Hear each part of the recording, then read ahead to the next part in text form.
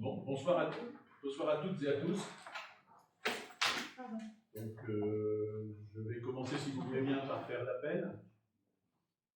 Donc, Antunes Polo, on attend. Catherine Bataille, elle va arriver. Discute Marie-André a donné un pouvoir à Isabelle, c'est bien ça. Marie-Paul, discute. Chantraine Christine. Présente. Puceau Pascal. Présente. Delrue Francis. Présent. Després René. Présent. De Villers Luc. Présent. De Wailly Bruno. Dufour Isabelle. Présent. Dutilleul Laurence a donné le pouvoir à Christine Chantraine.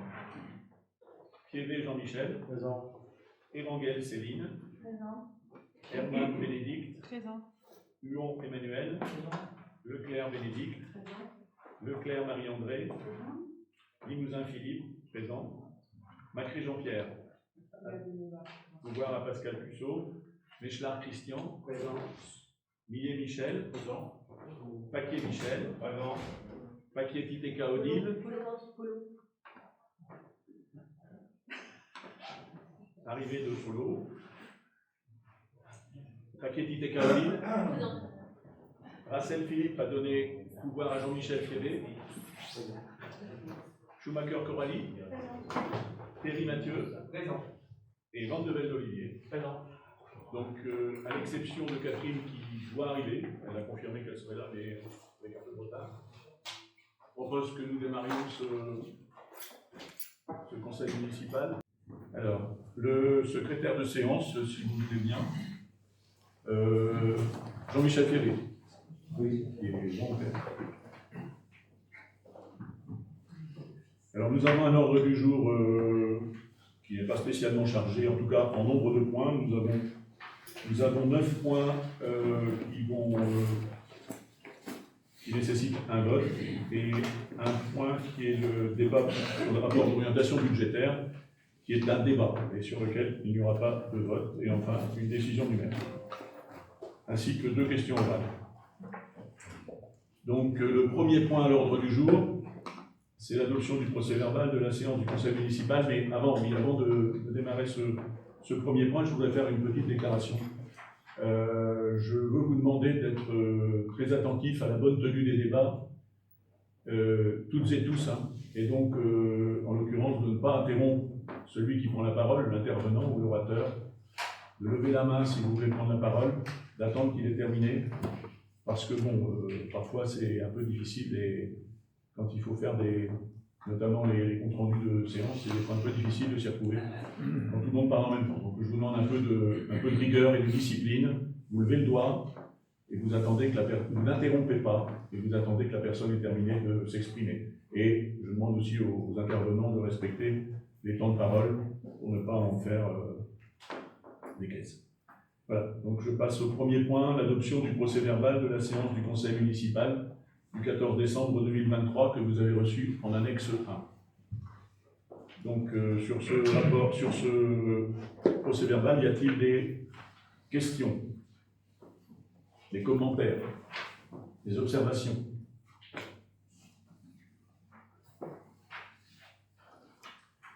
Eh bien, s'il n'y a pas de questions ni d'observations, nous allons passer au vote. Qui est pour? Qui s'abstient? Personne n'est contre. Adopté à l'unanimité. Je vous remercie. Ensuite, nous allons passer à la rubrique développement durable.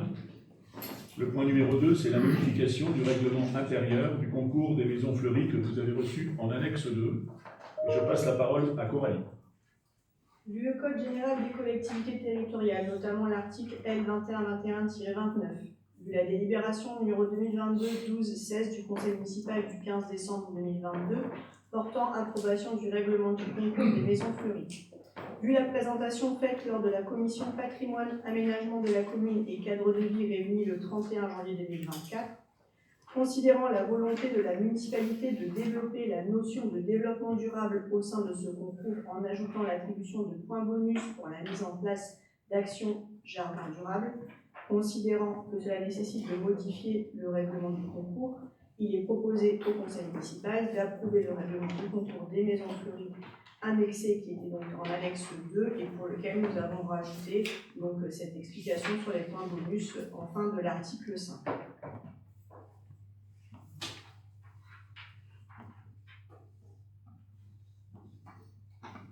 Y a-t-il des questions sur ce règlement, cette adaptation du règlement? Des observations, des commentaires? Bien, nous allons passer au vote. Qui est pour? Qui est contre? Enfin, qui s'abstient? Qui est contre? Je vous remercie. Adopté à l'unanimité. Le point numéro 3, le renouvellement de l'adhésion au service conseil en énergie partagée, économie de flux, que vous avez reçu en annexe 3. Je passe la parole. Je vais faire une toute petite synthèse. Oui, je passe la parole à Coralie qui va nous faire une synthèse. Donc, en cohérence avec les objectifs du PCAET, Plan Climat Air Énergie Territoriale, la MEL anime une palette d'outils financiers et techniques mis à disposition des communes. Donc, le service de conseil en énergie partagée est mis à disposition des communes adhérentes pour une durée de 3 ans. Les communes adhérentes financent en partie ce service à hauteur de 1 € par habitant et par an. La réussite de la mission CEP repose sur la qualité du partenariat développé avec les communes bénéficiaires et nous en bénéficions déjà depuis plusieurs années.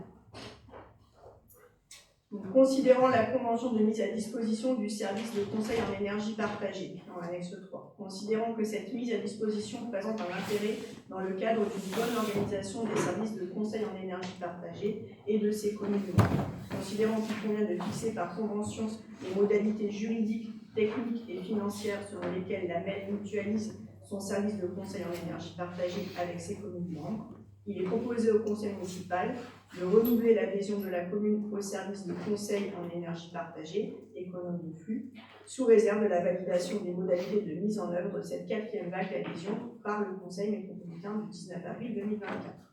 D'autoriser Monsieur le maire à signer la convention de mise à disposition du service de conseil en énergie partagée, annexé 3, et de prévoir les crédits correspondants au budget. C'est bon pour toi, Claudie? Très bien. Donc, y a-t-il des questions, une intervention? Donc, Bruno souhaite la parole, oui. Oui, juste une question, pourquoi voter maintenant alors que la délibération de la MEL est au 19 avril? Je peux répondre. Oui. Moi aussi, j'ai questionné parce que je me posais la question. Donc en fait, l'idée, c'est que la convention actuelle se termine au mois d'avril. Pour ne pas qu'il y ait d'interruption, la MEL a anticipé ce renouvellement et nous propose. Eux-mêmes ne délibéreront qu'en avril, mais ce sera pour éventuellement étendre la possibilité pour des communes plus importantes. Aujourd'hui, c'est les communes de moins de 15 000 habitants qui peuvent adhérer. Certaines vont solliciter cette possibilité de pouvoir adhérer, mais ça dépendra du nombre de communes qui adhèrent et s'il reste de place, ils ouvriront peut-être. Donc c'est pour ça qu'ils nous laissent cette possibilité de délibérer avant. Leur renouvellement et la délibération de la MEL en avril, ce sera uniquement pour dire s'ils étendent le bénéfice à d'autres communes ou pas. Donc ça n'aura pas d'impact, ce sera le même cadre que celui qui était proposé jusqu'à présent. Y compris financier. Y compris financier, 1 € par habitant. C'est ça. Ça répond à ta question. Une autre observation, une question? Bien. Donc nous passons au vote. Qui est pour? Qui s'abstient? Personne n'est contre. Donc adopté à l'unanimité avec une personne. Alors on a toute une rubrique enfance-jeunesse et je vais donc donner la parole à Pascal qui va commencer par le point 4, c'est l'aide au BAFA que vous avez reçu en annexe 4 et 5. Vu le Code général des collectivités territoriales, vu la délibération numéro du Conseil municipal 2023.02.09 du Conseil municipal du 9 février 2023, instaurant un dispositif d'accompagnement à destination des Brésiliens de 16 ans et plus désirant passer le BAFA. Vu l'avis positif unanime des membres de la Commission Famille, Enfance, Jeunesse réunie en date du 25 janvier 2024, considérant la volonté de la municipalité, au vu du succès rencontré en 2023, de renouveler ce dispositif et de l'étendre aux animateurs travaillant depuis au moins 1 an sur la commune et souhaitant se professionnaliser et développer leurs compétences.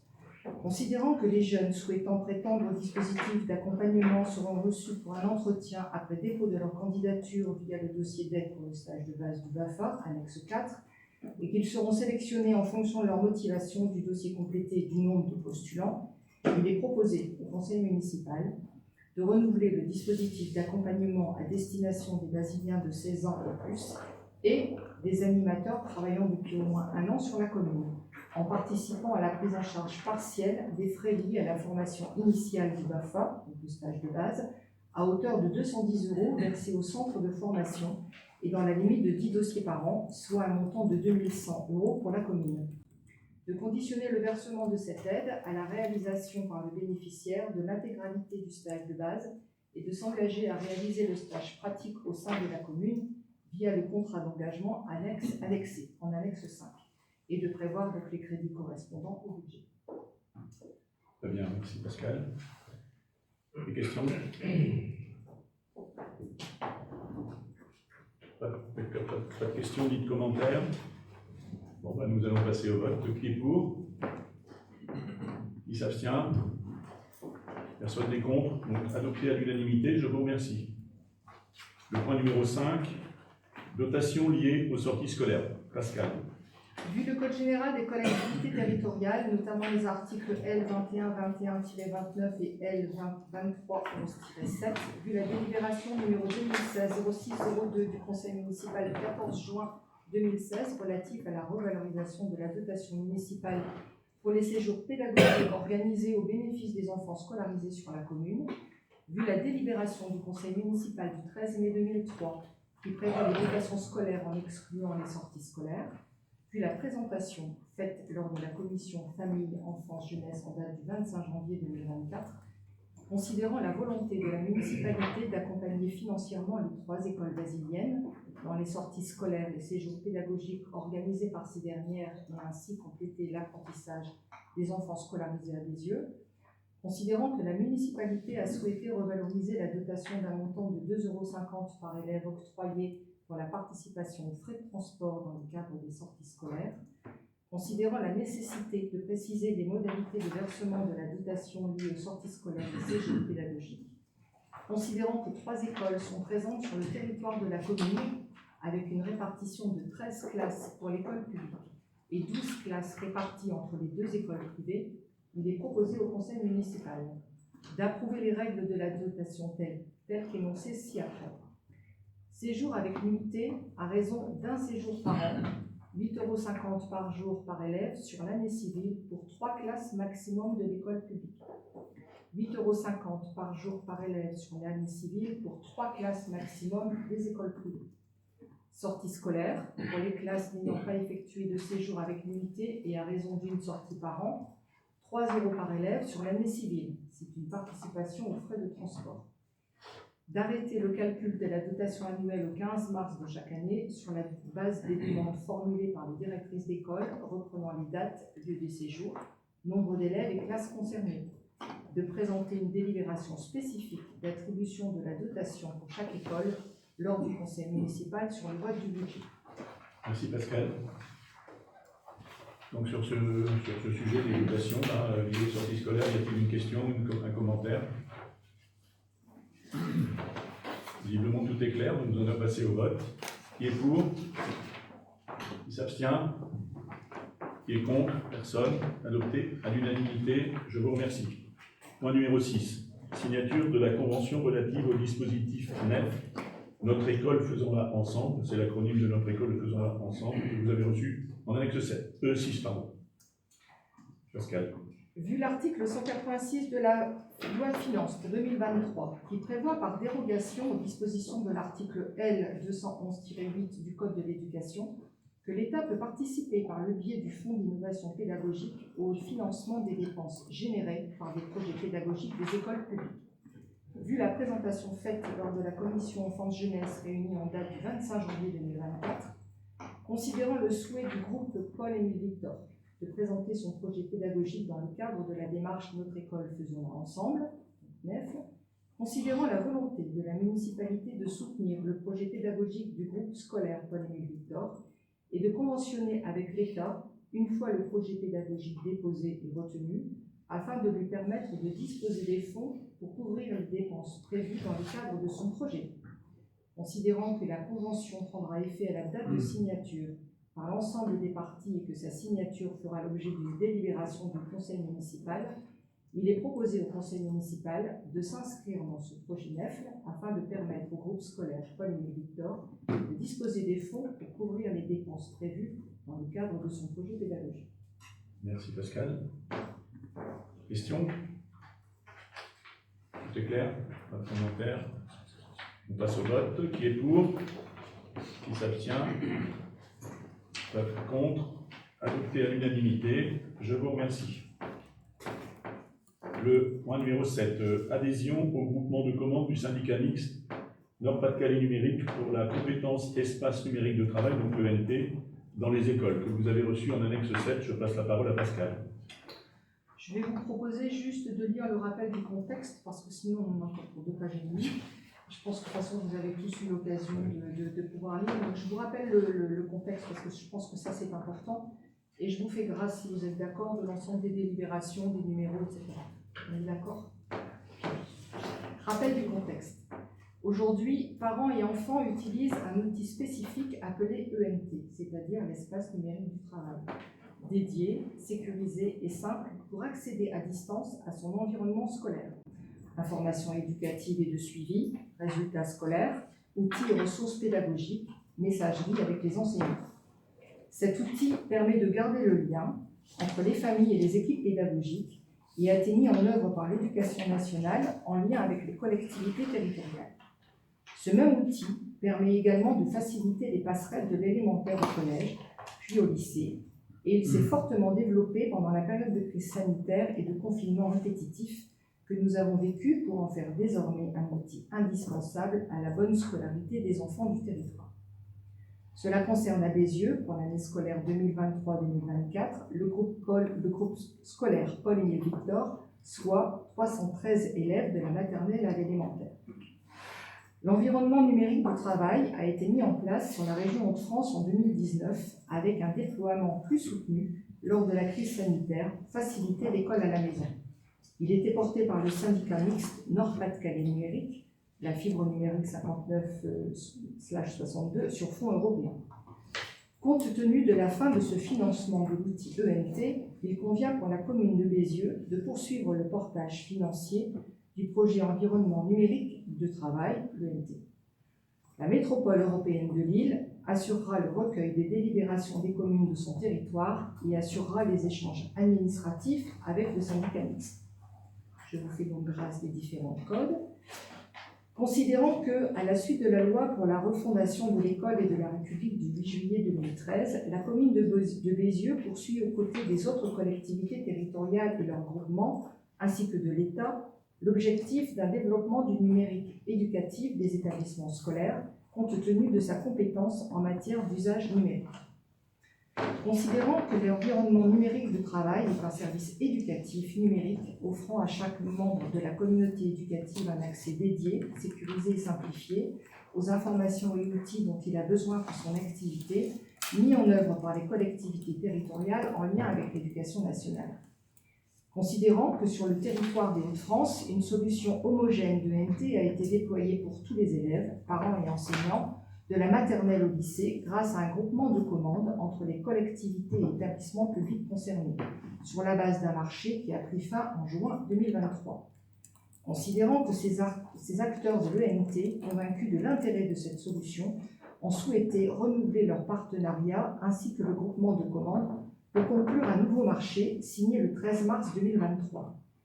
Considérant que l'intervention du SMO, donc le syndicat mixte ouvert, du Nord-Pas-de-Calais numérique, se fonde sur un transfert de compétences de la part des communes ou des EPCI compétents en matière de numérique éducatif pour les écoles du premier degré.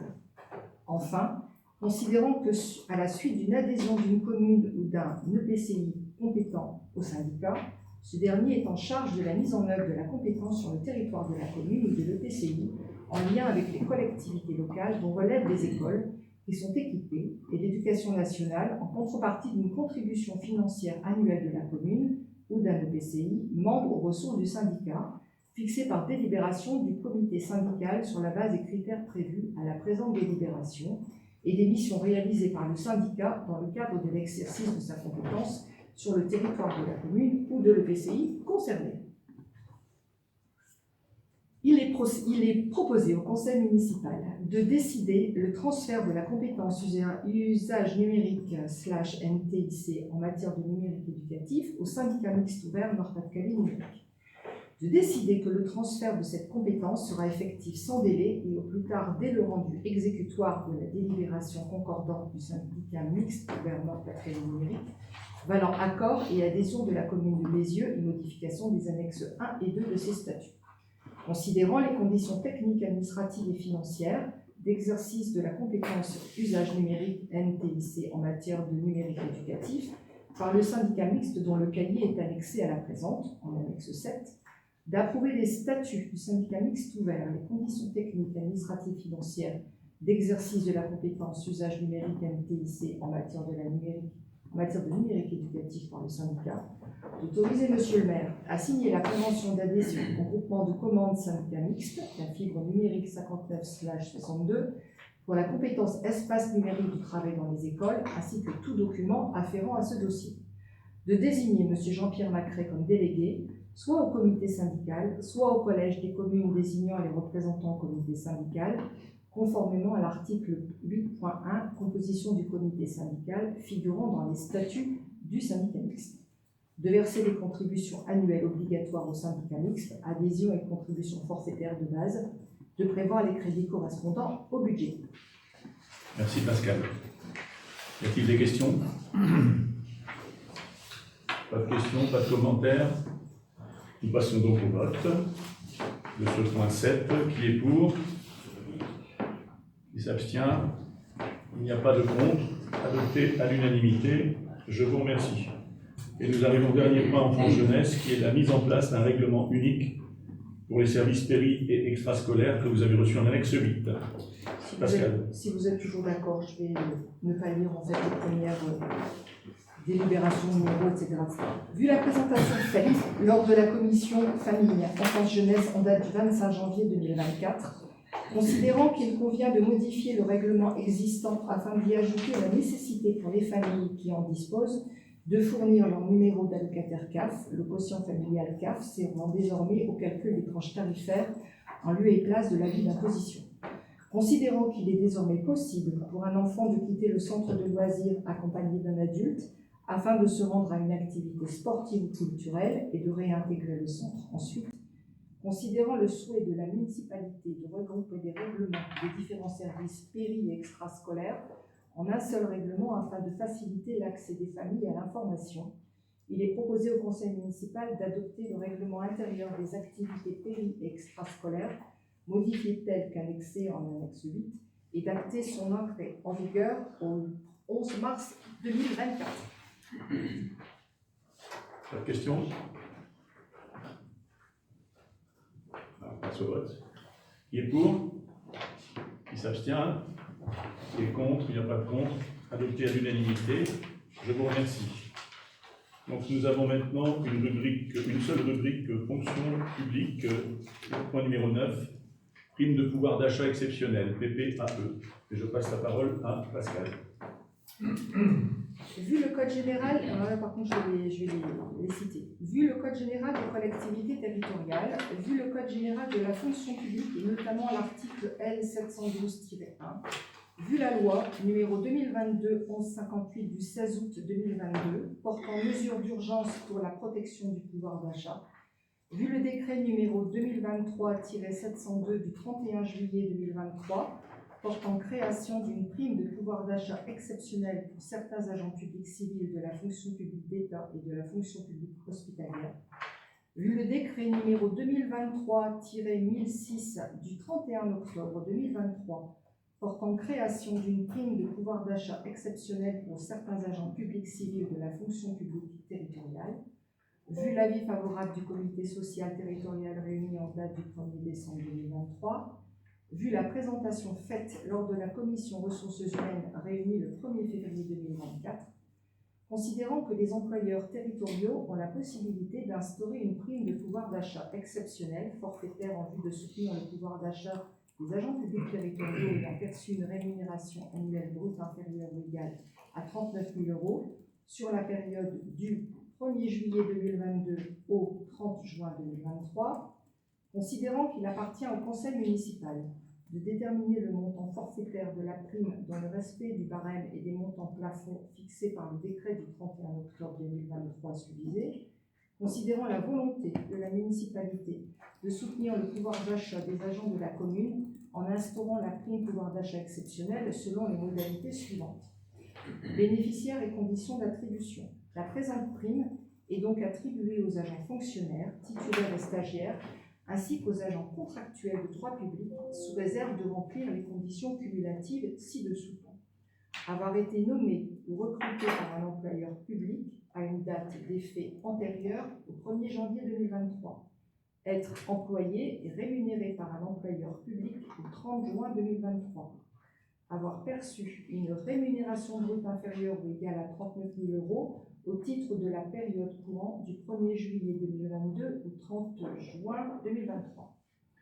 Lorsque l'agent n'a pas été employé et rémunéré pendant la totalité de la période courant du 1er juillet 2022 au 30 juin 2023 par la collectivité, le montant de la rémunération brute est divisé par le nombre de mois rémunérés sur cette même période, puis multiplié par 12 pour déterminer la rémunération brute mentionnée ci-dessus.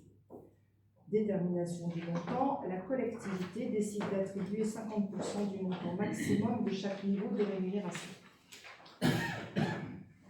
On va regarder très brièvement ensemble le tableau. Donc en fait, rémunération brute réellement perçue. Donc vous voyez qu'il y a donc un certain nombre de tranches qui sont liées en fait à un plafond en fait à chaque fois au niveau des salaires.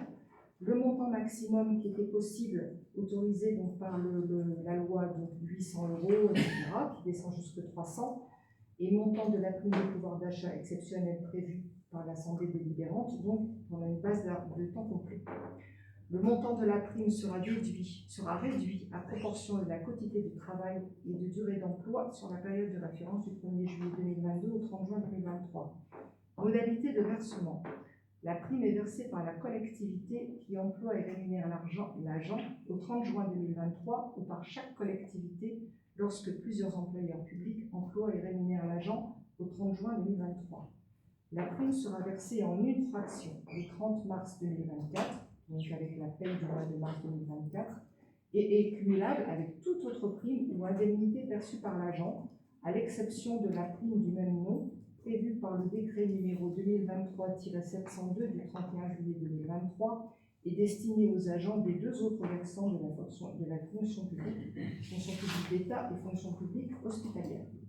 L'attribution individuelle de la prime fera l'objet d'un arrêté individuel de l'autorité territoriale.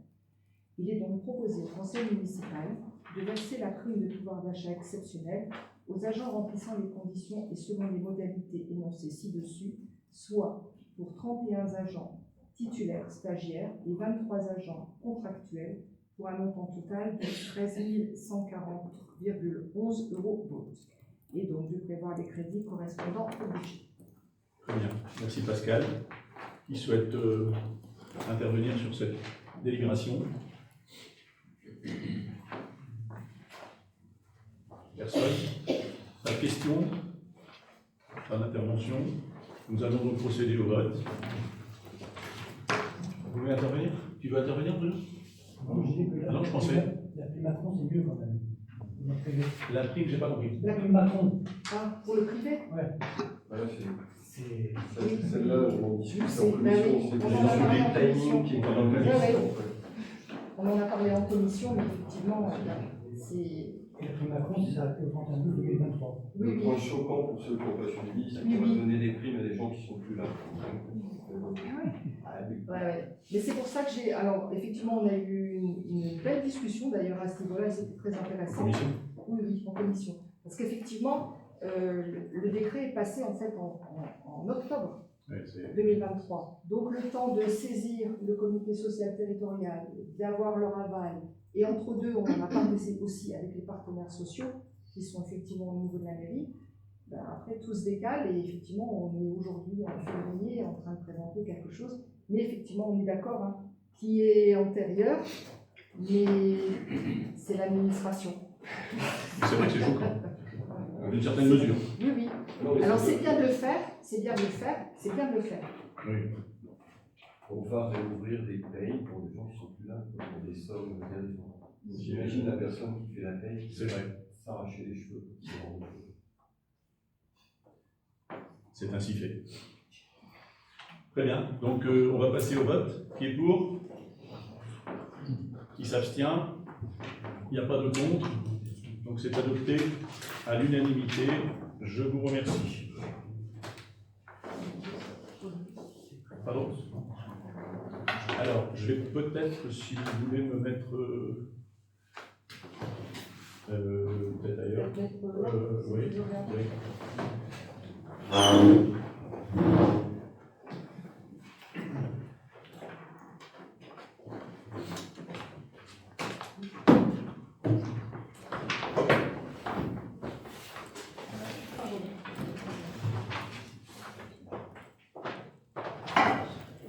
Alors, nous allons donc, je vais vous présenter, nous allons voir le débat d'orientation budgétaire. Et je vais vous présenter le rapport d'orientation budgétaire qui est à la base de ce débat d'orientation budgétaire. Donc cela ne fera pas l'objet d'un vote, mais d'un débat uniquement. Donc, je pense qu'il est important que je passe en revue. Je vais essayer d'aller assez vite sur certains points, et on s'attardera, si vous le voulez bien, sur d'autres. Donc, le rapport d'orientation budgétaire est une obligation légale, et le Code général des collectivités territoriales prévoit la réalisation d'un débat sur les orientations budgétaires d'OB dans les 2 mois qui précèdent le vote du budget, puisqu'on votera notre budget en avril. Cette disposition concerne les communes de plus de 3500 à 9999 habitants et établissements publics de coopération intercommunale de moins de 10 000 habitants, comprenant au moins une commune de plus de 3500. Alors le rapport doit comprendre les orientations budgétaires sur les engagements pluriannuels ainsi que la structuration de l'endettement, décliné sur la section fonctionnement, investissement, structure et gestion de la dette, évolution de la dette intégrant la simulation des emprunts de groupe liés au PPI selon le cas, et l'évolution des différents ratios d'équilibre budgétaire, capacité d'autofinancement brut, capacité d'autofinancement net et ratio de désendettement. Ça, c'est à l'idéal. Hein. Alors, tout d'abord, on va parler rapidement de la situation internationale et nationale en 2023. Vous la connaissez, l'enchaînement des crises, des conflits et des bouleversements géopolitiques, pandémie Covid, guerre en Ukraine, reprise du conflit israélo-palestinien, accélération du dérèglement climatique. Tous ces paramètres constituent des menaces concrètes sur l'économie mondiale, dont les conséquences sont multiples et on les a vécues en 2023 et impactent nécessairement chacun dans sa vie quotidienne. L'envolée des coûts de l'énergie, la hausse des carburants, l'énergie c'est électricité, gaz notamment, la hausse des carburants, l'inflation globalisée, le renchérissement de l'accès au crédit, qui est important, et le ralentissement du marché immobilier. Alors, dans cette situation internationale, quelles sont les prévisions conjoncturelles pour la France en 2024 ? Bon, ça bouge, hein, c'est pour ça que je ne veux pas trop m'attarder là-dessus, parce que ce sont des prévisions, et comme on sait, les prévisions évoluent au fil du temps. Le PIB, donc le projet de loi de finances prévoit une croissance du PIB de 1,4 en 2024, c'était 1,3 en 2023.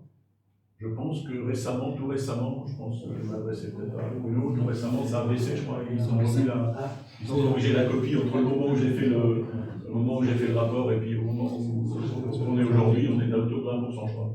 Bon, enfin voilà, donc c'est pour ça que je vous dis, on ne va pas s'attarder trop longtemps là-dessus. Ils prévoyaient un 4 en 2024 pour un 3 en 2023, soit un rythme proche de la tendance de long terme de l'économie française, puisque la Banque de France prévoit un 0,9 et le FMI un 0,3.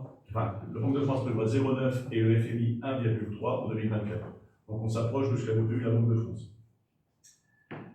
L'inflation, donc le projet de loi de finances table sur une inflation à 2,6 en 2024. Je pense, je ne vais pas m'engager là-dessus, mais je pense qu'on ne doit pas être loin de la vérité.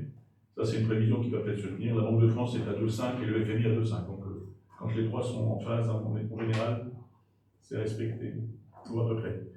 Sauf catastrophe, bien sûr. La dette publique, le projet de loi de finances table sur un déficit public à 4,4 du PIB en 2024.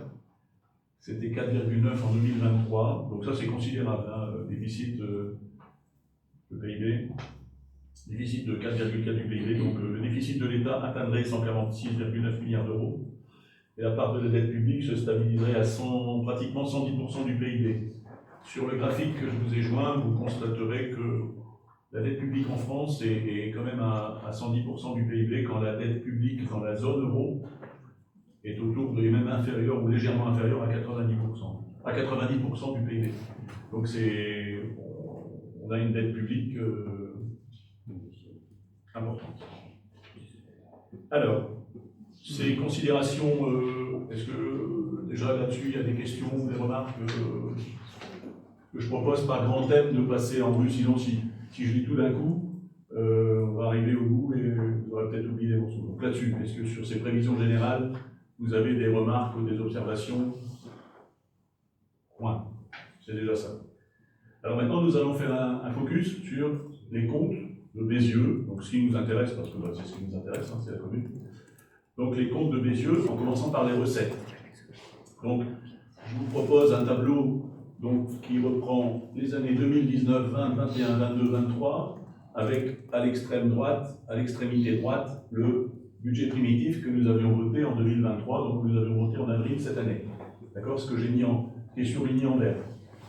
Donc, déjà pour globaliser, ce que je peux dire, c'est qu'après on rentrera plus dans le détail si vous le souhaitez. En tout cas, j'essaierai de vous donner quelques grandes lignes dans le détail. À 4,914 millions d'euros, nos recettes augmentent de 11% par rapport au budget primitif. Et elles augmentent également de 18% par rapport à 2022. C'est une hausse importante, hein, surtout par rapport au budget primitif. Parce que...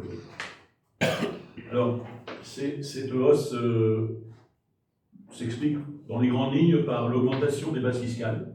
Je rappelle que les bases fiscales, donc l'impôt foncier est construit sur deux paramètres. Les bases fiscales qui déterminent la valeur du foncier et le taux. Hein, si je simplifie, parce que c'est plus compliqué que ça, mais bon, je simplifie, c'est ça. Les bases fiscales ont augmenté de 7,1% en 2023. Donc forcément, mécaniquement, la taxe foncière, notre taxe foncière a augmenté, forcément. Même si le taux, contrairement à ce que j'ai pu voir d'ailleurs dans certains écrits, on laissait penser qu'on avait augmenté, on n'a pas augmenté le taux en 2023. L'augmentation des bases fiscales a été de 7,1 en 2023. Le passage à 5000 habitants a une incidence sur la DMTO. Le D, c'est à chaque fois. Droit de mutation à titre onéreux. Le nouveau bail de la gendarmerie que nous avons signé et le rappel de loyer qui plus est au 1/1/2020, qui est passé de l'indice ILAT, il passait de l'indice ICC à l'indice ILAT. La réforme de la taxe intérieure sur la consommation finale d'électricité et notamment l'éligibilité à la DSR cible de la commune, plus des recettes supplémentaires dues à l'accroissement des effectifs scolaires, puisque dans les recettes, il y a bien sûr de l'impôt, mais il y a aussi des recettes de notre fonctionnement. La cantine, c'est moins heureux, les cimetières, mais la cantine, tout ce que, voilà, comme il y a eu plus de recettes, plus d'enfants. Donc, dû à l'accroissement des effectifs scolaires et du nombre d'enfants de la commune, restauration, centre de loisirs, garderie. Et enfin, l'accroissement des produits et des services en général nous conduisent à ce résultat. Donc, un bon résultat, qui est donc de 4 900 000, résultat. Un niveau de recette qui est très satisfaisant, de plus 11% par rapport au budget primitif et de plus 18% par rapport à 2022.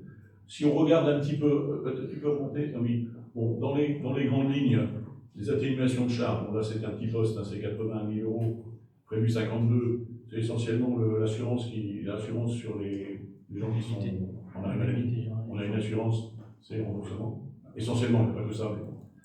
Produits des services et des domaines, donc là c'est ce que je vous ai dit tout à l'heure, c'est la cantine, c'est tout ce que nous facturons, hein, les locations de salles, etc.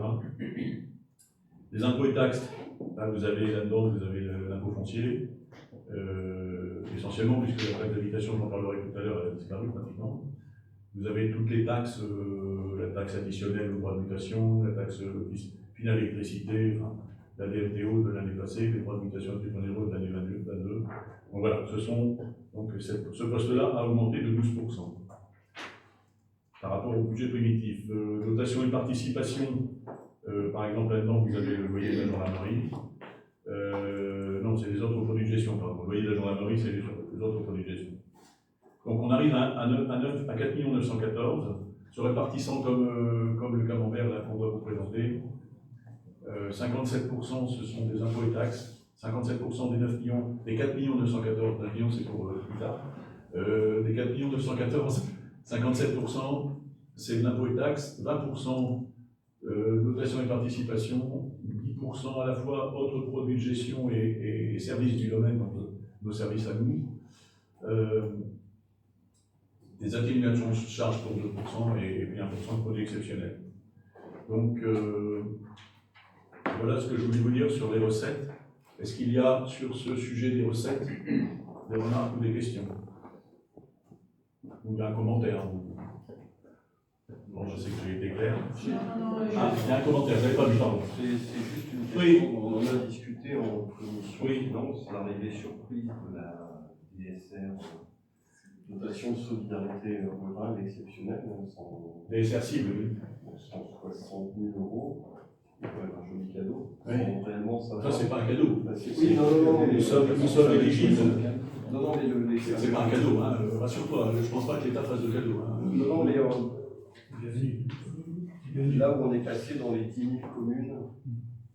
Oui, en fait, c'est très compliqué. Alors, sur mon ordinateur, j'ai un document qui explique cela. Je peux éventuellement, si tu souhaites, je peux le prendre. Et je vais prendre mon ordinateur et je vais pour vous expliquer un peu plus de façon, parce que je ne suis pas un spécialiste, hein. Je ne suis pas un fiscaliste.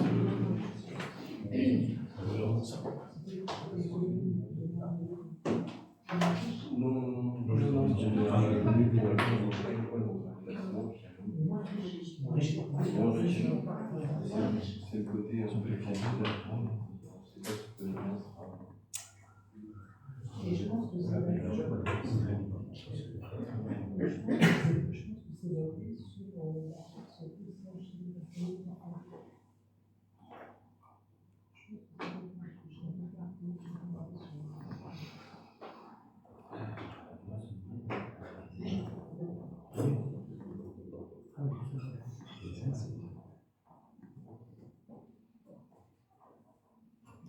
Voilà, j'ai trouvé.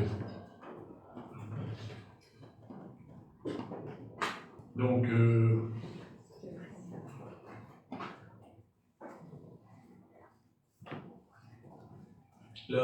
depuis 2011, la dotation de solidarité rurale est composée, à l'exception de la quote-part réservée aux communes ultramarines, c'est pas notre cas, d'une fraction bourg-centre, d'une fraction péréquation et d'une fraction cible.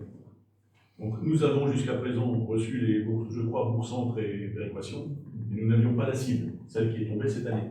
Alors on va s'attarder, si vous le proposez, si vous voulez bien, à la troisième fraction cible, est destinée aux 10 000 communes de moins de 10 000 habitants, classées en fonction d'un indice synthétique, composé pour 70% du rapport, excusez-moi c'est compliqué, hein, entre le potentiel, mais c'est les fiscalistes, les financiers, c'est normal, composé pour 70% du rapport entre le potentiel financier moyen par habitant des communes appartenant au même groupe démographique et le potentiel financier par habitant de la commune. Donc je répète, il n'y a pas d'interrogation écrite, hein, je vous rassure. Donc, est destiné aux 10 000 premières communes de moins de 10 000 habitants classées en fonction d'un indice synthétique composé pour 70% du rapport entre le potentiel financier moyen par habitant des communes appartenant au même groupe démographique et le potentiel financier par habitant de la commune, 70%. Et pour 30% du rapport entre le revenu moyen par habitant des communes appartenant au même groupe démographique et le revenu par habitant de la commune. C'est beaucoup plus clair maintenant. Hein. Bruno, je ne peux pas le dire autrement, c'est la DGFiP. C'est une machine à gaz, très Mais je veux te rassurer, non, peut-être te décevoir, mais l'État ne fait pas de cadeau. Non, Mais oui, non, alors je reconnais que l'indice synthétique, c'est un peu compliqué à intégrer. Mais bon, je pense quand même, sans vouloir, comment dire, sans vouloir, pas dénigrer, enfin, sans vouloir abaisser notre belle commune, mais je pense que ça veut dire qu'on a on est un peu moins riche qu'avant, globalement. Hein, c'est ça que ça veut dire. Un peu quand même pas mal. Bon. Donc il y a une évolution à la baisse du potentiel du potentiel de ressources des habitants de la commune par rapport aux 36 000 communes. Donc on a alors ça vient à un point, puisque ça nous permet si je comprends bien, ce serait plutôt les habitants qui sont moins riches. Pardon ? C'est les habitants qui sont moins riches. Oui, c'est ce que j'ai dit, hein. C'est ce que j'ai dit, c'est le potentiel financier des habitants. Voilà. Que les habitants. Alors, on peut y trouver toutes les explications du monde. Hein. C'est pas, j'en ferai pas d'ailleurs, je ne ferai pas de commentaires. C'est un constat, c'est tout clair. Voilà, j'ai répondu à ta question, Bruno. Je te remercie. Alors, on reprend. Alors, pour faire un peu de pédagogie et en même temps pour nous situer, donc je vous propose donc de faire un petit focus sur la fiscalité directe communale avec son évolution depuis 2019 jusqu'en 2023. Vous avez donc sur ce tableau, là j'ai un gros laser que j'ai utilisé, donc la taxe foncière sur les propriétés bâties, son évolution c'est en kilos-euros, en milliers, c'est 669 000 euros, quoi. Hein, c'est des kilos-euros, j'aurais dû le préciser. Alors, le COCO, c'est le coefficient correcteur. Ça, c'est encore un calcul sympathique de l'État. Mais bon, ça nous fait du bien, puisque ça représente quand même, en 2023, 241 000. Si vous me demandez comment ça marche, je peux vous le dire, mais ce sera aussi clair que ce que je viens de vous expliquer tout à l'heure pour la DSR6. Mais bon, ça rétablit, disons que nous, c'est positif, mais il y a des communes qui sont très riches, pour deux raisons. La première, par exemple, c'est qu'elles ont des bases fiscales supérieures aux nôtres, parce que vous verrez tout à l'heure, on a des bases fiscales qui sont relativement modestes, elles ne sont pas faibles, mais elles ne sont pas les plus hautes. On a par contre un taux de taxe foncière qui est bas par rapport à notre panel. Donc il y a des communes, c'est l'inverse, ils ont des bases fiscales élevées et un taux qui peut être élevé. Et là, la multiplication de tout ça, ça fait qu'ils ont une taxe foncière sur le bâti qui est très élevée. Dans certains cas, le COCO peut être en moins. Le coefficient correcteur, ça peut le réduire. Je ne citerai pas le nom des communes parce que ça existe. Donc nous, il y a un coefficient correcteur qui est versé, qui vient en complément. Ensuite, vous avez la taxe foncière sur le non bâti. Donc là, ça évolue très peu, et ça représente très peu aussi dans le montant total. Et vous avez la taxe d'habitation qui, jusqu'en 2020, avait été une quote-part très très importante, et qui aujourd'hui donc est redescendue à quelque chose de symbolique, même si en 2023, on a retrouvé un petit peu de vigueur avec 61 000 euros.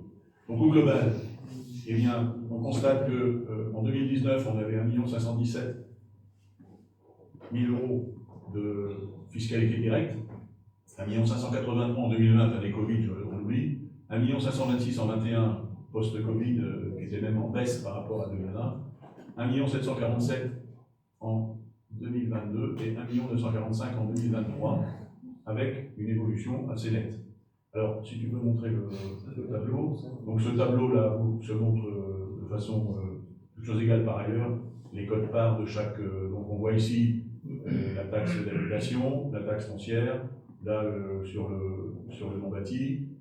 On voit en 2021 disparition de la taxe d'habitation quasiment, 18 000 euros, et on voit donc le remplacement par la taxe foncière, par la taxe foncière, je dis bien, et par le COCO qui commence à pointer le nez. En 22, même chose, et puis en 23, pareil. Voilà.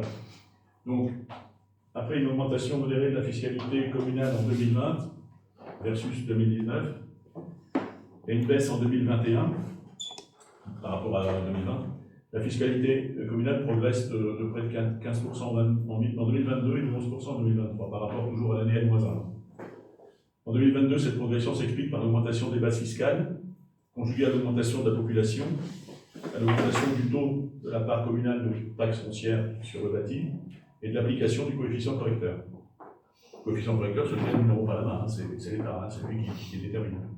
En 2023, la progression s'explique pour les mêmes raisons, à l'exception de la taxe communale que nous n'avons pas, qui est restée inchangée, nous n'avons pas augmenté. Donc, malgré une augmentation de nos bases fiscales prévues par l'État en 2024, donc je précise que votre taxe foncière va augmenter cette année, puisque les bases fiscales augmentent encore de 3,4% cette année, c'est ça? 3,4. Alors, c'est un chiffre qui n'est pas définitif, mais ça devrait tourner autour de 3,4. Hein. Alors, malgré une augmentation de nos bases fiscales prévues par l'État en 2024, pour les années à venir, et notamment en 2024, nous devrions connaître une stabilisation de nos recettes du fait de la moindre augmentation de la population, on ne peut pas dire la baisse de l'augmentation, hein, la moindre augmentation de la population depuis la mi-2022, comparativement à l'apport important de nouvelles constructions à partir de la fin 2020 jusqu'à la mi-2022, d'autant qu'en 2024, nous n'envisageons pas d'augmentation du taux de la taxe foncière sur la propriété bâtie, qui reste néanmoins la seule variable d'ajustement dont nous disposons.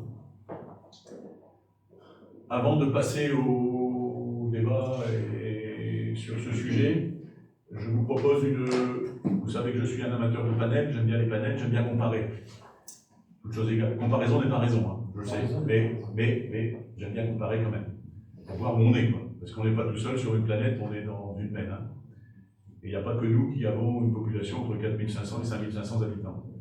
Alors, cette fiscalité directe comparée, donc afin de mesurer le niveau de nos recettes par rapport aux communes de la même taille, de la même strate, appartenant à la même EPCI, bien sûr, on ne va pas se comparer à des communes de la région parisienne, qui est la même, et EPCI, c'est Établissement public de coopération intercommunale. Nous avons étudié la fiscalité de 7 communes, que nous désignerons par le terme de panel, à savoir Bousbecq, Erquin-Bienlis, Allen-les-Eaux-Gourdins, Saint-Gain-Rouet, Sentes, Sequedin, Berbic Sud. La source, c'est la source DGFiP, le site collectivité locale, sur les chiffres de 2022. Je précise, c'est important, puisqu'on a vu qu'il y avait une augmentation importante en 2023, mais je n'ai pas les chiffres de 2000. J'ai les chiffres de 2023 pour les yeux, mais sur le site de la DGFiP, on n'a pas les chiffres de 2023 pour les autres communes. On les aura qu'à la toute fin de l'année. Ceux de 2022, pour les autres communes, je les ai lus en novembre. Factuellement, à Bézieux, le ratio du produit de la taxe foncière sur les propriétés bâties par habitant est en retrait comparativement au panel. En effet, le ratio moyen de ces communes, le ratio moyen produit de la taxe foncière divisé par nombre d'habitants, est de 415 € par habitant à comparer à 350 € par habitant pour Bézieux, soit un différentiel de 65 € sur les chiffres de 2022. Ce différentiel s'explique par des bases fiscales qui représentent en moyenne 866 € par habitant du panel contre 757 à Bézieux. Je vous avais dit qu'on était légèrement en dessous. Alors les bases fiscales, ça on n'y peut rien, c'est comme ça. Donc ça fait moins 14%, conjugué à l'incidence du taux de taxe foncière sur la propriété bâtie qui est supérieur d'environ 3 points pour les communes du panel. Donc vous avez ici, sous les yeux, si vous voulez un peu le tableau, vous avez ici donc pour Bézieux, le nombre d'habitants de 2022, le taux de 2022, qui venait d'augmenter d'ailleurs, les bases fiscales en kilo-euros, 3 653 000, donc ramené à l'habitant 757 €, et le produit de la taxe foncière sur les propriétés bâties, il y a 1691, qui fait 350. Ensuite, vous avez toutes les communes. Alors, vous avez les communes particulièrement riches, hein. Celle-ci, 474, c'est qui là? C'est Allen-les-Eaux-Gourdins. En produit, elle n'est pas forcément riche, mais son produit est élevé. Hein, il n'a quand même jamais que 120 € de plus que nous. Pour après Bousbecq qui est à 50, Bousbecq est dans la moyenne. Bon, attendons-nous la moyenne. La moyenne est là, 415 € en moyenne sur les 7 communes. Nous exclus, hein, je ne fais pas une moyenne je ne fais pas une référence circulaire en comptant 2 fois. Donc j'ai compté les moyennes des 7 communes, ça fait 415. Nous, on est à 350. Bon, il faut le savoir, c'est un fait. Hein, je suis quelqu'un de pragmatique et de factuel. Ça veut dire que, par exemple, si on était dans la moyenne, on aurait 250 000 € de plus. de recettes, à peu près. Je ne dis pas de bêtises, 300 000. Bon. Et puis pour information, je vous ai mis Chéran et Miguel. Bon. Voilà. Mais bon, il n'y a pas que la fiscalité directe, hein, il y a d'autres recettes. Voilà, on peut continuer. Et puis, je vous propose, avant de terminer sur ce sujet des recettes, à noter que l'augmentation prévue des bases fiscales en 2024, ah oui, c'est ça, c'est à hauteur de 3,9, donc c'est une donnée provisoire, mais ça devrait augmenter de 3,9, fait suite à l'augmentation de 7,1 en 2023 et de 3,4 en 2021. Il faut noter également la quasi-stabilité du montant de la fiscalité reversée, parce que là, j'ai vraiment fait un focus sur la taxe foncière, mais il y a aussi la fiscalité reversée. Cette fiscalité reversée, qu'elle vienne de l'AMEL ou bien d'ailleurs, elle est stable, mais vraiment stable, elle ne bouge pas. Ce qui revient à une baisse, hein, compte tenu du taux d'inflation qu'on connaît, puisque sur les 3 dernières années, on a un taux d'inflation de l'ordre de 12%, cumulé, 2021, 2022, 2023. Et l'éligibilité en 2023 de Bézieux à la DSR cible, dotation de solidarité rurale cible, dont vous n'avez plus de secret depuis que je vous ai expliqué de quoi il y a. Alors, maintenant, je vous propose de débattre sur ces chiffres, qui sont bien sûr un constat, hein, c'est pas... Y a-t-il des questions, des remarques, des suggestions? Bon, il y en aura peut-être plus pour les dépenses, là. On va y aller. Donc, on a parlé des recettes, maintenant je vais parler des dépenses. Donc, les dépenses en 2023, comment se présentent-elles? Eh bien, à 4 223 000 euros, nos dépenses de fonctionnement sont inférieures de 4% au budget primitif, en hausse de 15% par rapport à 2022, et au passage augmente moins que nos recettes par rapport à 2022. La baisse des charges à caractère général se poursuit en 2023, à moins 7% par rapport au budget primitif et à moins 15% par rapport à 2022. Ceci notamment, c'est important de le souligner, du fait du transfert en provision des charges liées à la gendarmerie, loyer plus maintenance. Ça, on n'a pas le choix, on est obligé de le faire comme ça. Et à la décision prise en 2020 d'internaliser les opérations de nettoyage et certaines opérations récurrentes d'entretien, permettant ainsi de réaliser l'économie, tout en apportant une souplesse dans la gestion des ressources de personnel. Les frais de personnel dans un contexte particulièrement inflationniste en 2023, de l'ordre de 5%, augmentent de 9% par rapport à 2022 et sont en baisse de 2% par rapport au budget primitif, après avoir connu une augmentation de 22% entre 2022 et 2021. Cette inversion de tendance est à mettre au profit de la réorganisation des services, en cours de finalisation, c'est pas terminé, mais on arrive quand même, le plus gros est derrière nous, nous le pensons, et à analyser parallèlement aux économies réalisées sur les charges à caractère général du fait de l'internalisation. En résumé, je vous propose de retenir en fait que la somme des charges à caractère général plus les frais de personnel enregistrent, il aurait été bien avec l'EMT, et une baisse de 3% par rapport à 2022, ceci dans un contexte nettement inflationniste, puisqu'on est à autour de 6%, 5, quelque chose en 2023. Et une demande forte sur le périscolaire, puisque là, autant je vous ai parlé de recettes avec le périscolaire et les cantines, il faut savoir que c'est un système déficitaire. Hein, la cantine, c'est pas bénéficiaire, c'est forcément déficitaire. Donc, c'est comme ça. Donc, cette demande forte sur la restauration, la garderie et les centres de loisirs induisent une augmentation significative des dépenses.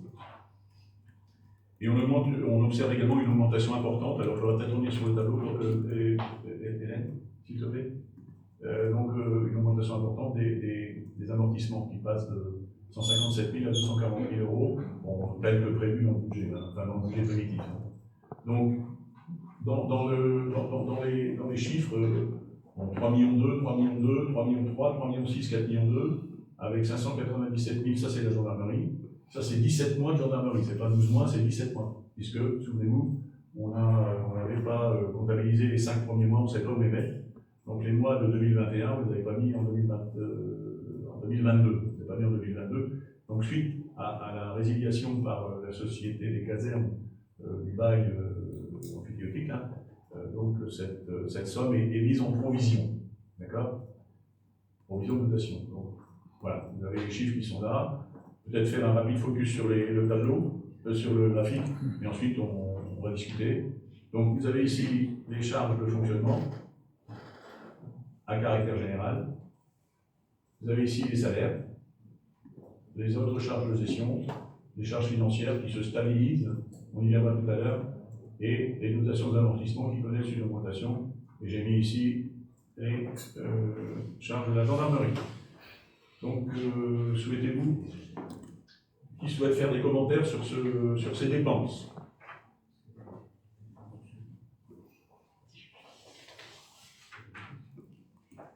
Pas de commentaires, pas de questions, pas de remarques? Bon. L'endettement. On va parler maintenant de l'endettement. Donc l'endettement au 31/12/2023, l'encours total de la dette à Bézieux se chiffre à 3 876 000 euros, c'est-à-dire 768 euros par habitant. Je vous fais un état des emprunts en cours et aux annuités au 31/12/2023, classés par ordre de fin de remboursement, que vous avez en dessous. Ça, vous avez l'état, donc vous avez l'emprunt pour la gendarmerie, le terrain de la gendarmerie. L'annuité, c'est 23 000, l'éclairage public, toiture, 55 000. L'emprunt Target, je me souviens, c'est pas Target, hein, mais je me souviens plus ce que c'est. Je sais plus. Bon, 33 000. Le financement au Gimon phase 2, 45 000. Manoir au Gimon, 50. Ça, c'est l'annuité complète. Donc, c'est intérêt et capital. Intérêt 92, capital 79. D'accord? Ça, c'est pour l'annuité 2024. Ensuite, on a un tableau sur les mêmes. Alors, c'est pour classer au 31/12/2022 avec un classement, un classement de la dette de Bézieux par date de fin de remboursement croissante. C'est-à-dire que les premiers emprunts que dont nous allons voir la fin, le 10 novembre 2025 et le 25 décembre 2025, sont l'emprunt de 600 000 euros au taux de 3,24, remboursement aux échéances trimestrielles pour le manoir au Gimon de Accueil, qui avait été contracté en 2011, et l'emprunt pour la nouvelle école, qui avait été contracté, lui, en 2008, pour 600 000 euros au taux de 4,16. Et dont les annuités sont de 47 637 euros fixes. En général, ce sont toujours des annuités fixes, sauf l'opération Bézieux 2016-2036, ça c'est les nouveaux bâtiments. C'est à la fois ESR, là, les 3 millions qui sont là, c'est ESR et l'extension de l'école PEV, avec les taux. Et ici, c'est un dégressif, Crédit Agricole et Banque Postale. Donc, montant de l'emprunt total, 6 420 000 euros, et l'annuité 413 000 en 2022. Alors, comparativement au panel, la commune de Bézieux a un niveau d'endettement relativement élevé. C'est pas un péché d'avoir un niveau d'endettement relativement élevé, mais enfin, il faut le savoir quand même. En effet, au 31/12/2022, pareil, je n'ai pas les chiffres de 2023 pour les petits copains, l'encours total de la dette de Bézieux était de 4 187 000, je viens de le dire, soit 868 euros par habitant. Il a baissé en 2023, forcément c'est normal, puisque on continue à rembourser. À comparer au niveau moyen d'endettement des communes du panel, qui se chiffre à 2,7 millions, la moyenne, soit en moyenne 471 euros par habitant. Donc si tu montes, non, tu descends pas. Voilà, le tableau, ça c'est des yeux, donc ça c'est le montant total, 4 185 000. Je n'ai pas ramené ça par habitant, je l'ai laissé en. Voilà. La moyenne c'est 2,7 millions et notre panel, bon, ils sont là. Il y a une commune qui nous dépasse, c'est Saint-Germain. Et son qui nous talonne le prêt, et puis également Bouzbecq. Ça c'est le taux d'endettement de la commune. Bon, c'est quand même un ratio important, il faut quand même le savoir. Bon. Des remarques sur l'endettement? J'espère n'avoir rien oublié, mais je ne pense pas. Sur le montant, je suis sûr que c'est bon. Oui? Non, je disais, c'est une somme importante. Oui. On peut aussi coincer la municipalité pour des nouveaux projets. Ah ben c'est certain. C'est certain. Parce qu'actuellement, je pense que les prêts ne sont pas terminés, on ne peut pas bien sûr. Non, c'est certain. Oui, je ne l'ai pas dit, mais c'est vrai. Oui, c'est exact. On a un taux d'endettement qui est élevé. Alors évidemment, le taux d'endettement, on le regarde en fonction de la CAF, mais la CAF, elle évolue tous les ans. Alors, on va passer à la CAF. compte tenu de ces résultats, donc on a vu les dépenses, on a vu les recettes, les dépenses. Notre CAF brut s'établit à 1 508 000 euros en 2023, soit une CAF nette de 1 196 000 euros, déduction faite des 312 000 euros de remboursement. Tient compte de la provision pour la gendarmerie, au montant de 597 000 euros. En conséquence, notre CAF net hors événements exceptionnels, c'est-à-dire en divisant la provision pour la gendarmerie, s'établit à 599 000 euros, tel que vous l'avez sur le tableau qui suit et qui cette fois-ci est plutôt visible. Voilà. Donc ça, c'est depuis 2014. La CAF depuis 2014. Donc vous avez les dépenses réelles.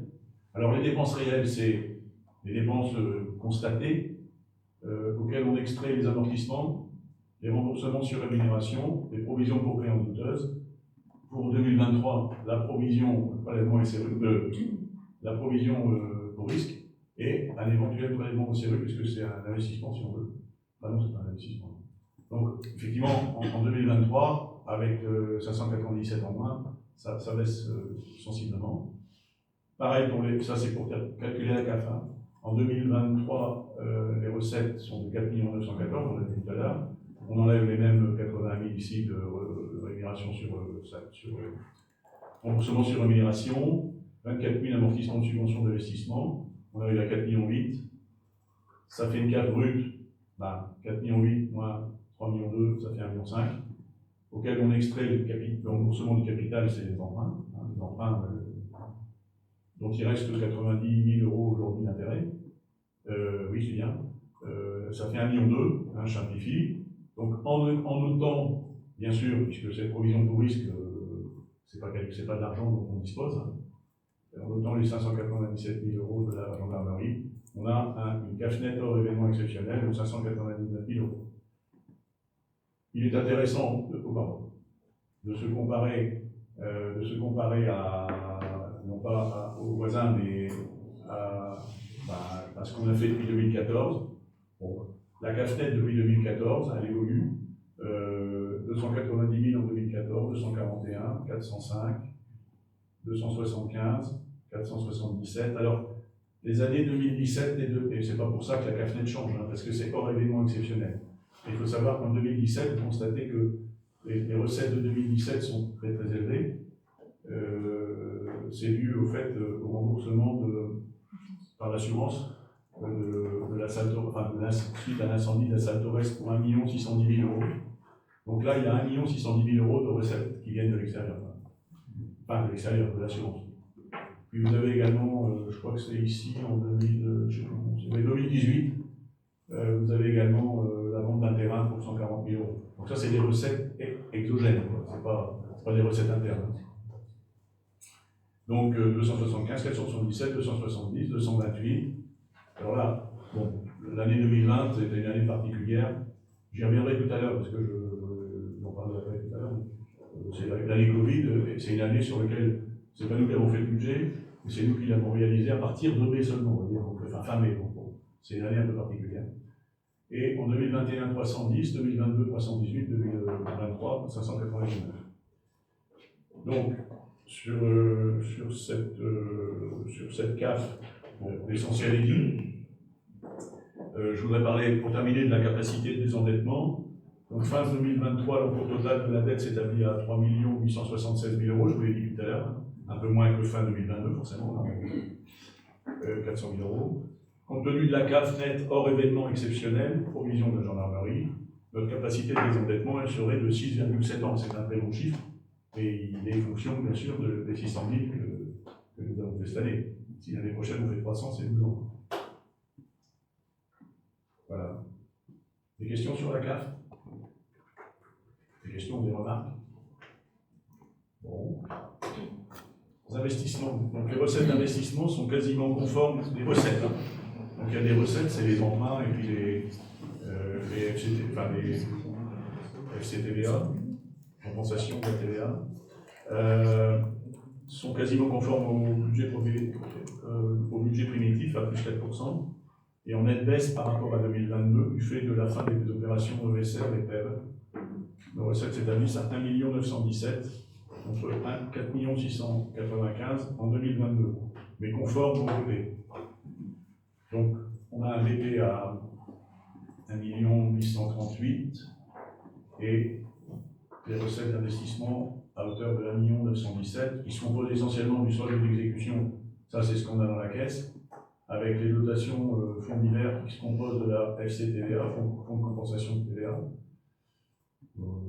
ici, et puis des excédents de fonctionnement capitalisés, subventions d'investissement, immobilisation en cours et amortissement des immobilisations. Donc ça c'est nos recettes pour 1 217 000. Conforme au BP, pas grand chose à dire, on constate une baisse forcément puisque les opérations importantes avec les emprunts qui rapportaient, on avait beaucoup plus d'argent en caisse forcément, et puis on avait un emprunt en plus, donc forcément ça augmente le total.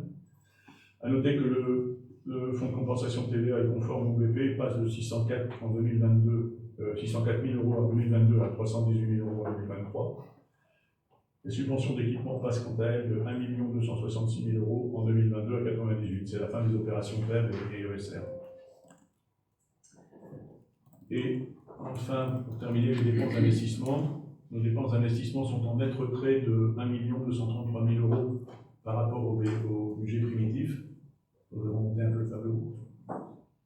Non, redescendre, pardon, oui. Voilà, merci. Là, non, voilà. Hein. Le budget était 2,55 millions, nos recettes, nos dépenses sont à 823. Alors pourquoi est-ce qu'on n'a pas dépensé tout cela? Ce retrait est essentiellement dû aux travaux de la salle des fêtes programmés en 2022 à hauteur de 991 000 euros, en 2023, pardon, ainsi que les travaux de, bon après ça c'est moins important, mais l'ossuaire du cimetière de Petit-les-Yeux et un poste de panneaux voltaïques, programmés en 2023 et non réalisés. Donc essentiellement, c'est des travaux qu'on avait budgétés, qui n'ont pas été faits, qui n'ont pas été menés, qui font que, bien évidemment, nos dépenses sont en net repli. Les principales dépenses effectuées en 2023 concernent le relamping du tennis et de la mairie, la réfection des chéneaux de plèbe et des églises, et un solde de pénalité SRU, les bancs du terrain de foot et les diverses AMO et traducteurs. Donc voilà pour les investissements, en tant en recettes qu'en dépenses. Et donc on va passer au projet 2024 et aux dotations budgétaires. Donc le contexte budgétaire de 2024 devrait être marqué par une forte incidence des dépenses de fonctionnement liées à l'énergie. Un contexte inflationniste qui perdure même s'il est en réduction, et l'incertitude quant au marché immobilier de 2024. C'est important. Hein. Et par la non-reconduction de certaines recettes, par exemple le rappel de loyer de la gendarmerie qu'on a touché cette année, on ne le fera pas l'année prochaine. Le rappel, hein, pas le loyer, le rappel. Et enfin l'incertitude sur la reconduction ou non de certaines dotations. La DSR cible, je pense qu'on l'aura, mais bon, on verra. L'ensemble de ces paramètres doit nous conduire à la prudence dans l'élaboration du budget 2024, d'autant que le niveau d'endettement de la commune est relativement élevé, et même s'il s'agit de la conséquence des choix financiers de nos prédécesseurs, comme pour les dépenses de fonctionnement qui, suite aux investissements réalisés par nos prédécesseurs, n'ont pas été anticipés, nous devons l'assumer. Les dépenses de fonctionnement, je pense que je vous apprendrai rien en disant qu'on doit chauffer ESR, on doit chauffer l'extension des écoles PEV, et que ça coûte de l'argent. Forcément. Heureusement qu'on chauffe, mais il faut chauffer. Nous devons l'assumer, ce qui, conjugué au renchérissement du crédit, les taux d'intérêt ont été multipliés par 3 voire plus depuis 2021, vient conforter la prudence dans laquelle le budget 2024 devra s'inscrire. Les services municipaux ont entamé une réorganisation des services et un renforcement des équipes pour répondre aux besoins et aux attentes d'une commune de plus de 5 000 habitants, avec notamment l'internalisation de certaines tâches récurrentes. Nous finaliserons ce travail engagé en 2024, enfin engagé il y a 3 ans par l'arrivée du DST qui arrive dans une semaine. Cet apport important de ressources est attendu en ce qui concerne les projets structurants de cette deuxième partie de mandat, les foot, salle des fêtes, études de la chaufferie et l'énergie en général. On a une problématique énergie. Hein. Cette année 2024-2025, ça va être le sujet, je pense. L'ère intergénérationnelle, également en ce qui concerne la planification des travaux, la sécurisation du patrimoine communal et le management des équipes techniques. 2024 s'inscrira dans cette orientation avec une évolution des charges personnelles que nous souhaitons mesurer, doubler d'efforts conséquents à produire sur les charges à caractère général, Il conviendra d'encadrer rigoureusement, malgré un contexte inflationniste qui perdure, les risques liés au coût de l'énergie, tout en répondant aux attentes et besoins de la population. C'est une injonction contradictoire, mais c'est comme d'habitude. D'ici à l'horizon 2026, notre CAF net devra se maintenir à un niveau suffisant afin de sécuriser nos investissements, tout en restant en cohérence avec nos recettes, ce qui vont probablement connaître une relative stabilisation dans leur évolution par rapport à ce que nous avons connu en 2022, puis en 2023. En matière d'investissement, le renchérissement du crédit et le niveau d'endettement de Bézieux sont à prendre en compte et nous conduisent à faire en sorte de financer sur fonds propres autant que faire se peut, sans recours au crédit, c'est ce que disait tout à l'heure Bénédicte, les investissements inscrits pour 2024. Enfin, il nous faut contribuer au Bézieux de demain avec de nouveaux équipements et une énergie moins chère dans la mesure du possible. Au niveau des investissements qui sont prévus, bon, je ne vous apprendrai rien, vous le savez, il y a les vestiaires foot, nous lançons l'appel d'offres, l'aire intergénérationnelle qui doit se finaliser, la réhabilitation du premier étage de la mairie, la plantation d'hydraulique douce dans la plaine pour les inondations, les travaux de remise en état des jardins familiaux, le projet neuf, on en a parlé tout à l'heure, la remise en peinture de l'école PEF qui a été engagée mais qui se poursuivra, le déménagement du relais petite enfance à Michelet, j'espère bien qu'on pourra y arriver cette année. Tu confirmes, Pascal? D'accord. Une signalétique SICOM qui fait défaut à mes yeux, hein, qui fait défaut, il faut qu'on s'en occupe. Hein, c'est important d'indiquer où sont les commerces, etc. Il y a un déficit là-dessus. Et du matériel informatique pour la bibliothèque. Donc, comme vous le savez, nous souhaitons développer l'esprit village et la proximité. L'esprit de Bézieux, l'histoire de Bézieux est spécifique, hein, c'est comme ça, avec 2 églises, 2 cimetières, 2 hameaux. C'est une spécificité, une exception au sein des 7 communes du panel. Les 7 communes du panel, il y a une église, un cimetière. Qui ne compte qu'une seule église, un seul cimetière. Même si les 2 hameaux historiques sont aujourd'hui reliés par le développement de l'urbanisme du centre de la commune, il n'est pas possible de lier l'histoire, d'autant que pour savoir où on va, il faut savoir où on vient. Vous savez que j'aime bien cette phrase. Hein. L'esprit village pousse ses racines dans l'histoire de Bézieux, c'est accueillir dans des conditions satisfaisantes les familles qui ont décidé d'y vivre. Ça, c'est un peu la stratégie, c'est un peu notre vision. C'est leur mettre à disposition des écoles, bon ça c'est fait, hein. Les garderies, les crèches en capacité d'accueillir leurs enfants. C'est aussi leur permettre de se distraire et de pratiquer un sport de leur choix, de se cultiver, de s'investir dans les nombreuses associations sportives et culturelles de la commune. C'est profiter d'un cadre de vie agréable, notamment avec la proximité des zones agricoles, rendant les espaces ouverts et propices à la promenade.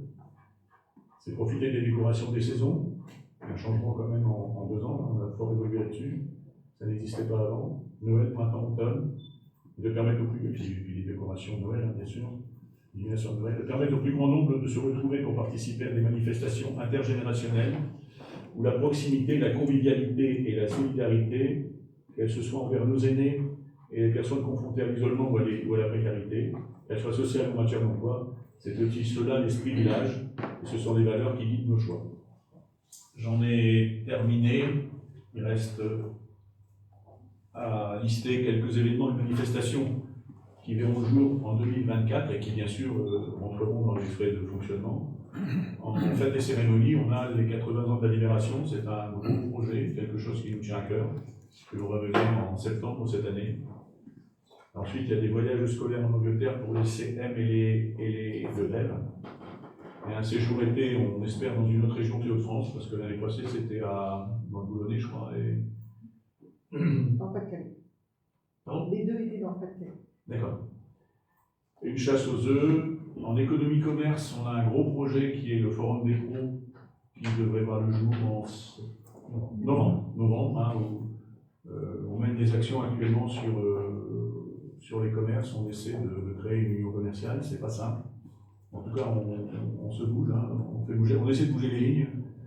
Et en tout cas, on aura également ce forum des pros qui permettra aux Brésiliens d'aller à la rencontre de leur... Il faut savoir qu'on a 130 lignes de commerce, artisans, entreprises, professions libérales. 130 lignes. C'est énorme. Et donc, union de commerçants, enfin j'ai mis réunion, mais c'est union des commerçants qui est un projet que j'aimerais bien voir avancer cette année. Bon. J'en ai terminé. J'en ai terminé donc avec ce rapport d'orientation budgétaire et comme il n'y a pas eu de questions au cours de, comme je pensais qu'on aurait pu faire, eh bien je vous invite à débattre désormais sur ce rapport. Alors qui souhaite intervenir?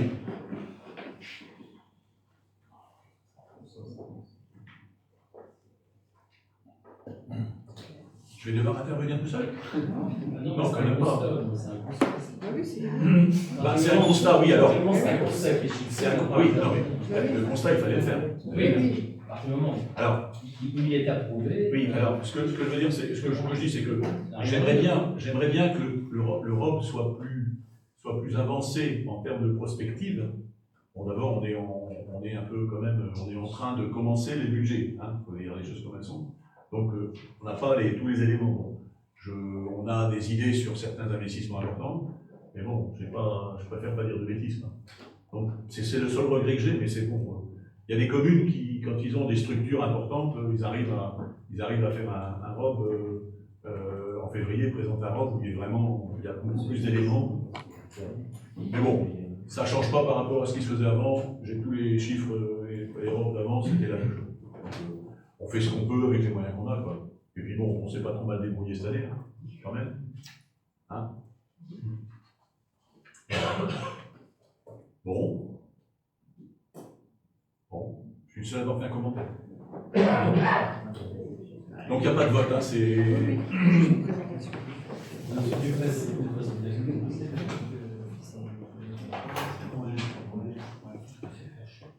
Alors, et on termine par on termine avant deux questions orales, là, on termine par une décision du maire, l'allocation d'un véhicule publicitaire pour la commune, qui ne fera pas l'objet d'un vote non plus, mais sur lequel je tiens à vous informer. Donc, vu le Code général des collectivités territoriales, bon, blabla, considérant la nécessité de renouveler son parc automobile, la commune souhaite expérimenter la location à titre gratuit d'un véhicule publicitaire. Alors, gratuit en fourniture, bien sûr, pas ni en entretien, ni en consommable, mais c'est un véhicule électrique. Considérant que soucieuse de s'engager dans une démarche de développement durable, la commune profite pour s'équiper d'un véhicule électrique. Considérant que la commune a procédé à la consultation de différents prestataires afin de respecter le code de la commande publique, considérant les offres de deux prestataires, donc décide de retenir la société Infocom France, qui est basée à Aubagne, d'autoriser article 2, donc ça c'est l'article 1, c'est la société qui a été retenue, article 2 de m'autoriser à signer les contrats annexes et avenants correspondants, et l'article 3 d'inscrire les dépenses afférentes au budget de la commune. Donc nous aurons un véhicule dans un mois, un véhicule qui va être logoté par les commerces qui ont... L'entreprise a sollicité les commerces de Bézieux, ceux qui souhaitent avoir leur publicité sur le véhicule long, bien sûr moyennant un paiement, pour 2 ans, c'est ça. Et ça allait un peu au-delà des communes des commerçants de Bézieux, et on aura donc un véhicule qui est un Kangoo électrique, qui nous permettra d'être utilisé donc, gratuitement en dehors d'électricité pour la recharger, et puis il y a un peu d'entretien, mais avec l'électrique comme ça ne s'use pas très vite. Et également, on a des projets, j'ai le droit d'en parler, hein, on l'a dit au CCAS, mais un des projets c'était un des projets qui nous tenait à cœur lors de la campagne, enfin là, on en avait parlé, c'était de mettre en place une navette. Alors on y réfléchit, et ce véhicule pourra nous permettre de mettre en place donc ces navettes pour des personnes âgées, enfin on verra. Pour l'instant rien n'est fait, mais tout est à faire, mais en tout cas c'est un beau projet. Et donc on dit ce qu'on fait, puis on fait ce qu'on dit. Voilà. Donc ça c'était... Ben, écoutez, ça se termine. Vous avez fait encore? Oui, il reste 2 questions orales.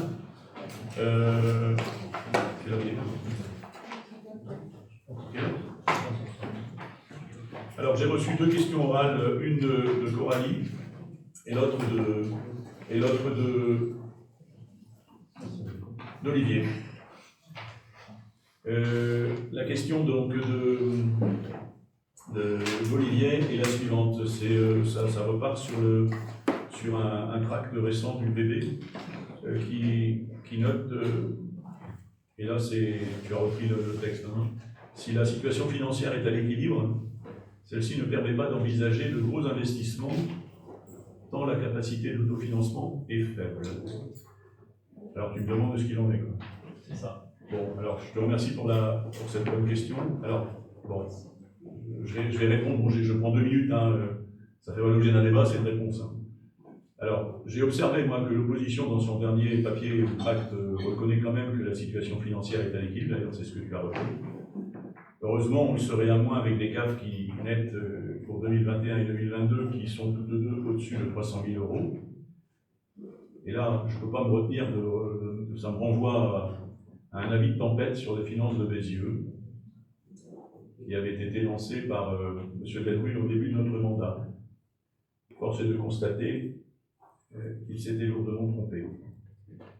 Alors, la question, qu'en est-il de la capacité d'autofinancement? Ben, je vous renvoie, on vient de le voir, au tableau de la page 9, au chapitre 5, et vous constaterez, ben là vous avez tous les chiffres, donc je ne vais pas refaire le calcul pour vous, mais moi je l'ai fait. Enfin, je ne vais pas refaire le calcul à votre place, mais moi je l'ai fait. Sur 3 ans, nous on a 3 ans, donc on ne peut pas faire plus.